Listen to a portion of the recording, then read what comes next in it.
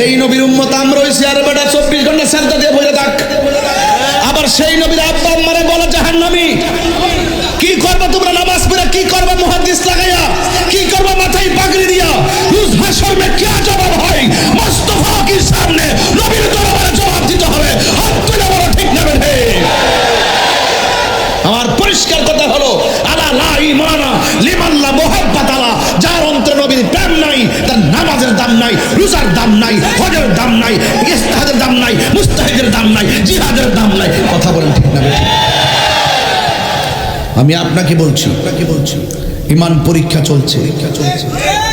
আপনি এখানে বলবেন, আমার সামনে বসে নবীর বিরুদ্ধে কেউ কথা বলবে, বলুন এরকম হিম্মত কি কেউ রাখে? সাবধান বলে দিলাম, মুখের জবাব মুখে হবে, লেখার জবাব লেখায় হবে।